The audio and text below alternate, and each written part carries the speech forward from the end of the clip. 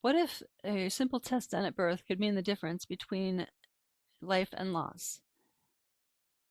Today's episode of Reconnection is one that is hard to hear, but even harder to ignore. Elisa Seeger's son, Aidan, was born healthy, but by first grade, he began losing his vision. That was the beginning of a devastating diagnosis, adrenoleukodystrophy, or ALD, a rare genetic condition that can progress rapidly without early treatment. Aidan passed away at age 7 years old, and then Elisa learned something new that no parent should ever have to hear. A newborn screening test for ALD already existed, but it wasn't being used. Before we start, I want to share something personal. Aidan has the same name as my 4-year-old great-nephew, and listening to the story, it really brings home just how close this is to any of us, any child, any family. In this episode, Elisa shares Aidan's story and how she turned the unimaginable loss into advocacy, helping pass newborn screening for ALD in New York, and is now working to expand screening to nationwide through Aidan's Law. She's also leading a new effort, Surge to Save Newborns, focused on closing the gaps that still exist today. Because in the United States, where a baby is born can determine whether a condition is caught early or missed entirely. This is a conversation about loss, but it is also about action, awareness, and the fight to make sure no family has to go through what Elisa did. But before we jump in, if you're listening on audio on the audio version, there's a send me a text link in the show notes. I'd love to hear your thoughts on this one, especially after you hear Aidan's story. If you are watching on YouTube, you can comment below. Elisa, what is ALD in simple terms? Sure. So ALD is an X-linked condition that unfortunately I'm a carrier of, but I was not aware when I became pregnant, and Aidan passed it on to Aidan. It's a metabolic condition which affects all neurological functioning, everything from vision, hearing, walking, talking, eating, until you're in a vegetative state and ultimately death. So it is a very severe condition. There are different forms. The cerebral form is the most devastating. Then there's AMN, which is a later onset, which affects mobility and incontinence and different things. Um, and then there's also some males will have adrenal insufficiency, which just means that their body cannot handle stress and they will need to take hydrocortisone to supplement what their body does not make. Mm-hmm. So did this progress all the way to the other conditions, or is this all? So with Aiden, because ALD is a later onset condition, it's not something that is visible at birth. It usually does not present before the age of 4. Aiden was 6.5 in first grade, and prior to this, we had no reason to believe anything was wrong with him. He met all of his milestones. He did really well in school. He played sports. He liked to play chess, believe it or not. And in the latter part of first grade, he started having some vision issues, which we spent some time going through the diagnostic odyssey, going to ophthalmologists, pediatric ophthalmologists, retina specialists. and finally to a neurologist, which on a physical checkup didn't think anything was wrong with him, but did order an MRI. And that was the first time we heard about ALD or adrenoleukodystrophy. Um, it's demyelinating, so it affects the brain. And that was visible in the MRI. And when he was diagnosed, it was significant. They have ALD has a scoring system, which is called the less score, and his was pretty high, meaning that the damage to his brain was already done. And once that happens, you really can't go back and fix it. Um, we were eligible, well, Aidan was eligible for bone marrow transplant. We actually went to Minnesota for workup and then to Duke in North Carolina. And we moved our family down there so he can have bone marrow transplant in the hopes of saving his life. Um, Unfortunately, he spent the last 10 months of his life living in the hospital, and he was 7 months at Duke and then 3 months at NYU in New York, where we're from. Mhm. So, let's see, why is time?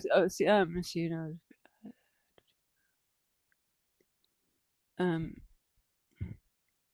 let's see.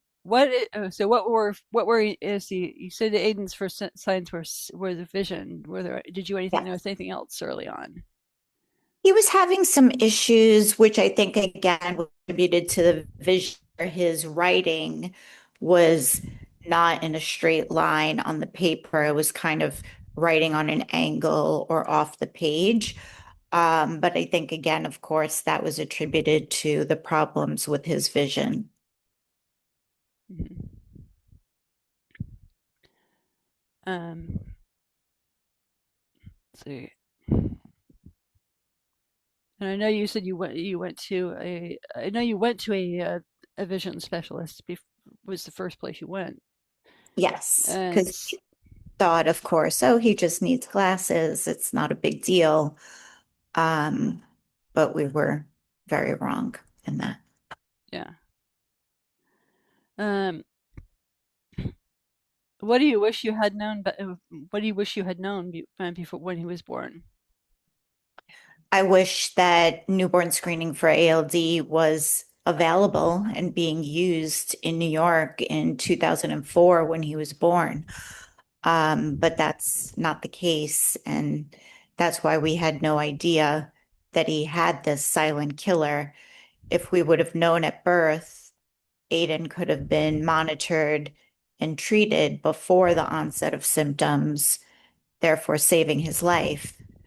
But we were not able to do that. And by the time physical symptoms appear, it's usually too late to intervene with a viable treatment method. Hmm. So, um, this was much later, but I also read that you so that Aiden that I where you said that Aiden's blood type changed from O negative to A positive. Can you explain how this happened? Sure. So with bone marrow transplant, he did have a donor. And once you have a donor that's used during bone marrow transplant to hopefully stop the progression of the disease, your blood does change to that donor um, that you were given during bone marrow transplant. Hmm. And so, don't they test for that? Tests for, The blood type.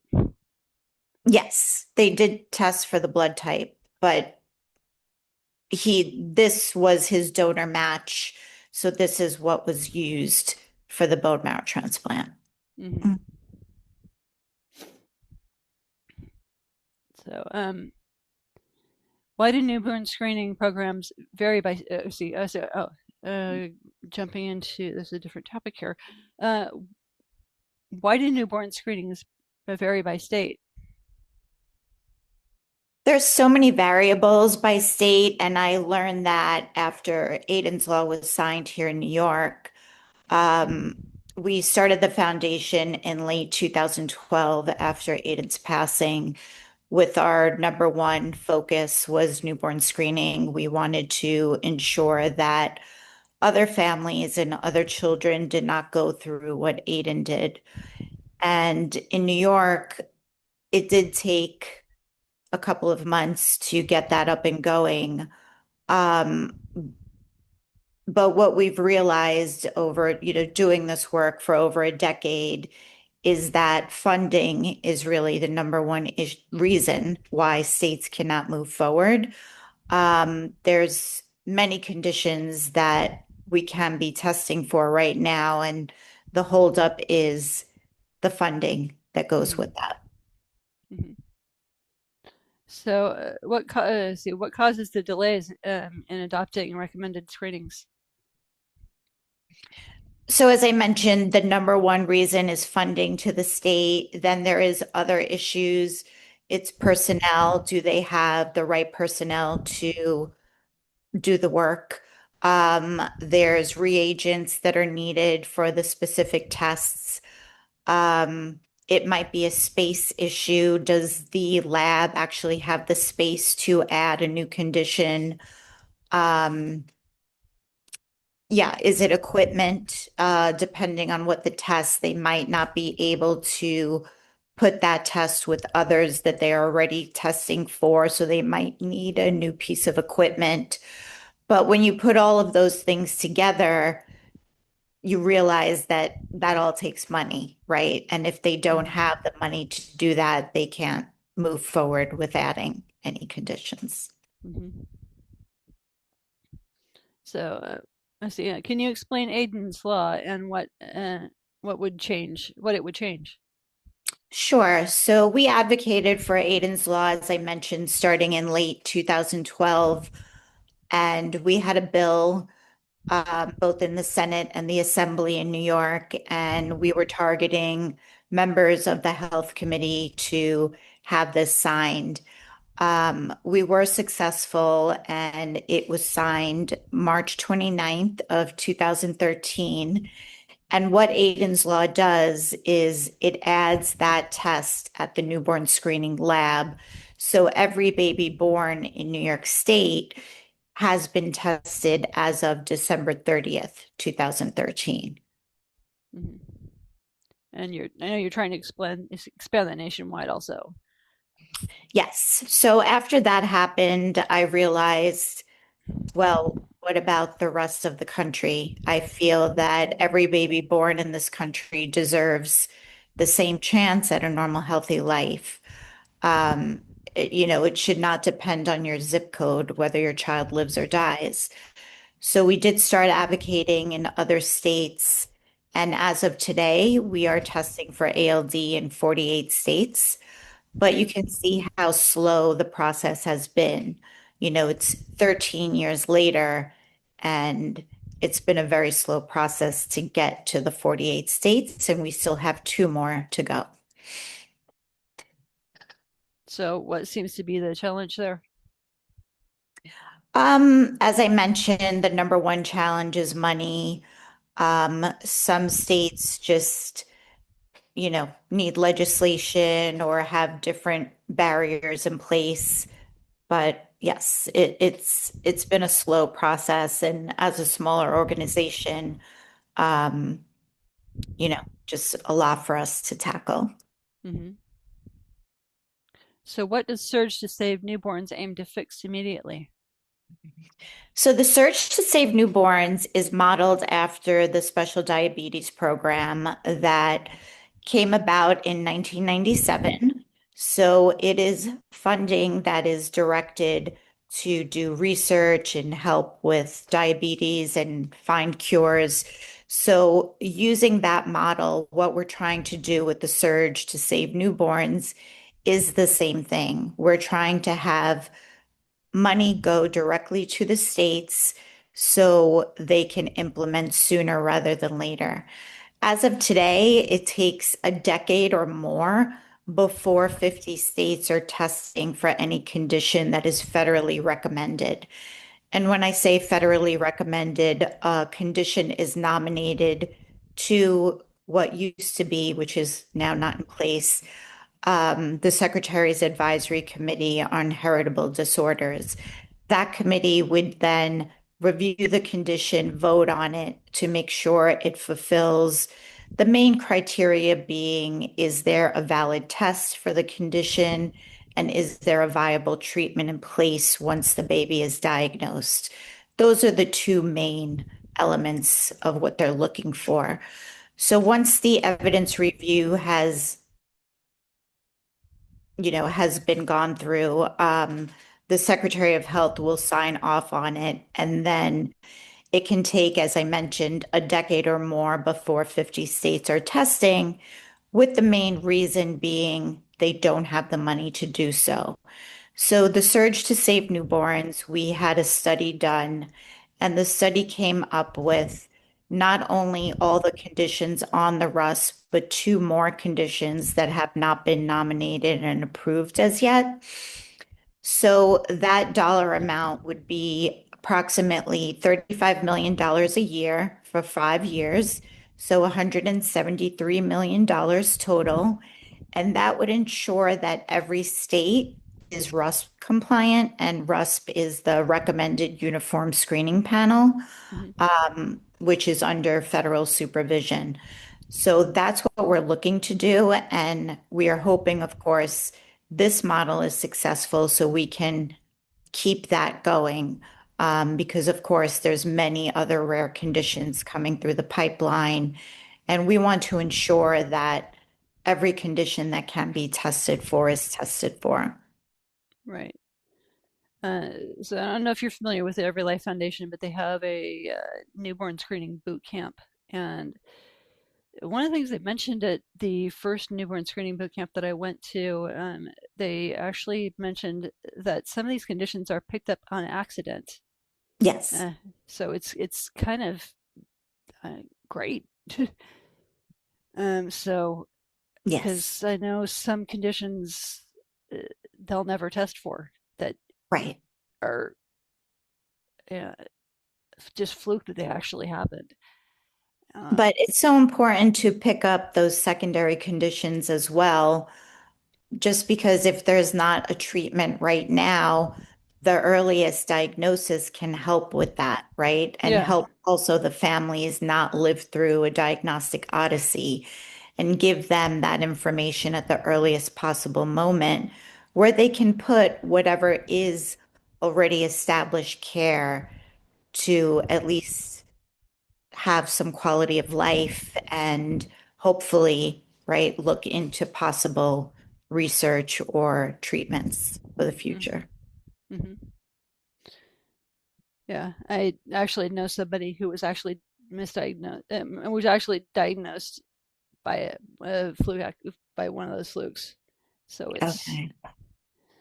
um, what can listeners actually do after hearing this episode?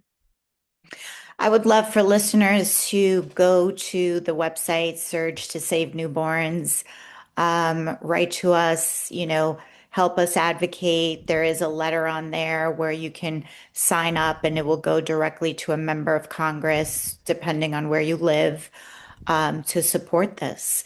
Because I think the general population, newborn screening may sound self-explanatory, but it's really not. I had two children. I didn't have anyone come to me and say, I knew that they took drops of blood, of course, from both of my babies, but they didn't come to me and say, this is what is going to be tested for at the lab. This is what is federally recommended. So there really isn't any information about that. And what we're trying to do is ensure that every baby is tested for as many conditions as possible so they can go on to live a normal, healthy life. So I would just say, go to Surge to Save Newborns. If you'd like to contact me, go to aldalliance.org. Um, yes, we need as many people as possible to help us with this effort and help to get our voices out there and ensure that this happens. Yeah, I know you're involved in like I think it was like three different nonprofits. Yes, so we have the ALD Alliance, of course, which is what I started with, and then the Newborn Screening Alliance, which I started probably about a year and a half ago, which is more of this general newborn screening work, because I'm just very passionate about giving the diagnosis to families at the right time.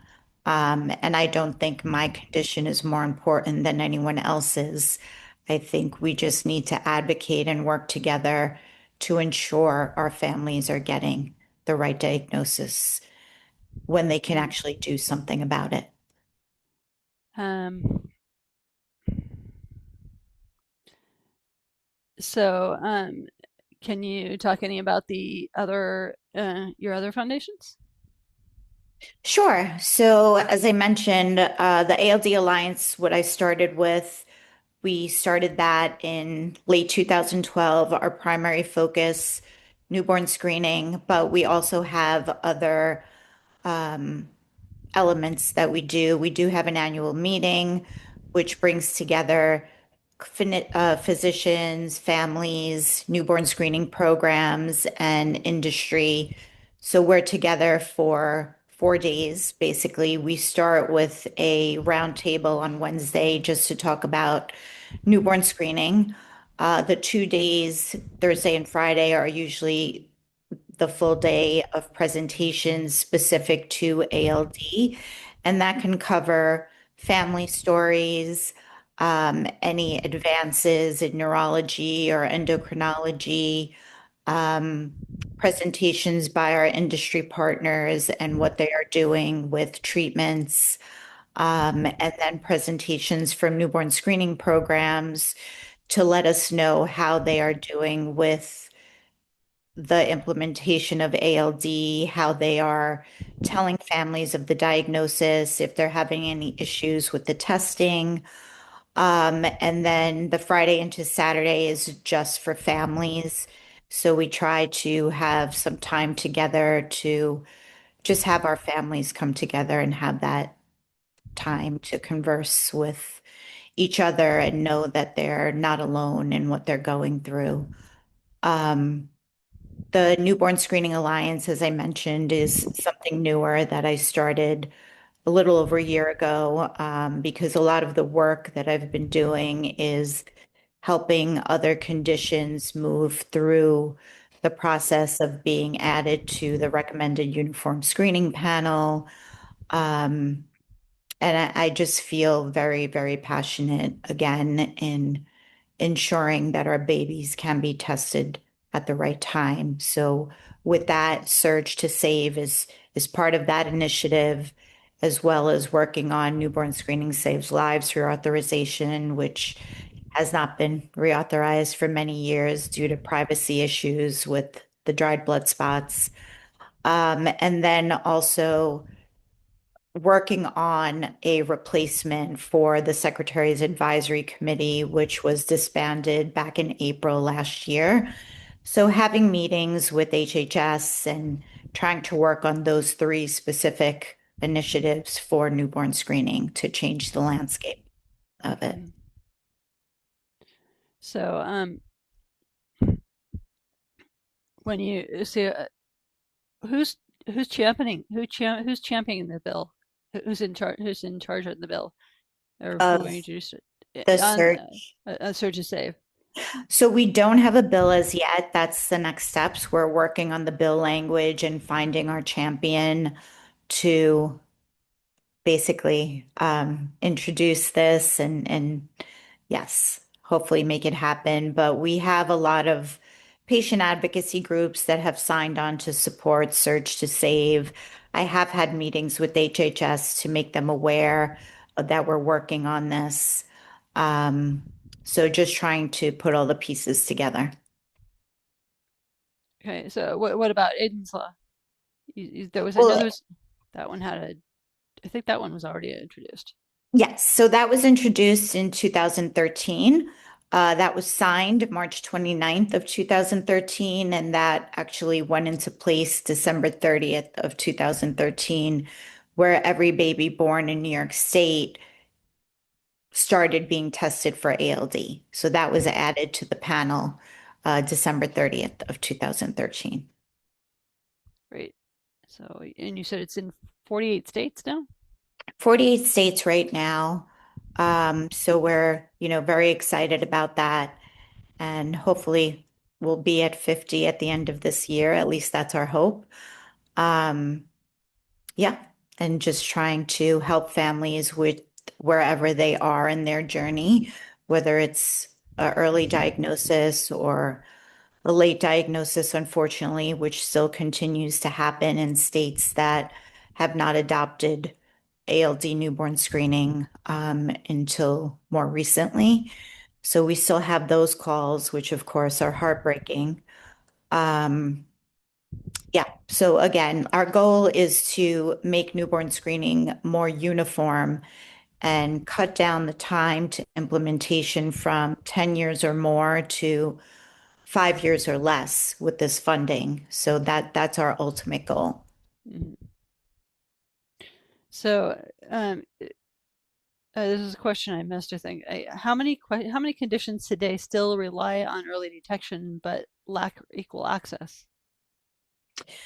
So, I mean, it varies by state, but as an example, Alaska is 8 conditions behind, which is Wow. a lot of conditions. Yeah. Most states are maybe 2 or 3 behind just because MLD and DMD were added in December. So they are going to take a little bit of time to be implemented in a state, right? They need to do their processes of validating the condition and making sure that they can add it to their daily screening. So yes, but 8 is a big number. I want to thank Alyssa for sharing the Aidan story and for turning such devastation, devastating loss into a mission to protect other families. Episodes like this are hard, but they matter because the reality is newborn screening can save lives, but only if it is actually used. If this conversation resonated with you, I encourage you to learn more and get involved. I'd love to I have I'll have information in the show notes about Surge to Save newborns and Aiden's Law, so you can see what's happening in your state and how you can help. And as always, if you found value in this episode, please make sure to follow Rare Connection and subscribe to my YouTube channel, Rare Chef. You can also follow Rare Connection on Facebook, X, and LinkedIn, and stay connected to continue the conversation. And before we go, I want to remind you you are not alone. If you or someone you know is struggling, you can call or text 988 in the United States to reach the Suicide and Crisis Lifeline. My next episode is the 75th is my 75th episode of Rare Connection, and we will be talking about Friedreich's ataxia. And the episode will be live on my YouTube channel, Rare Chef, and it will be filmed on Wednesday, April 22nd. Thank you for being part of this community, and I'll see you next time on Rare Connection. Thanks. Thank you. Thank you, Julian. Sure. Thank you.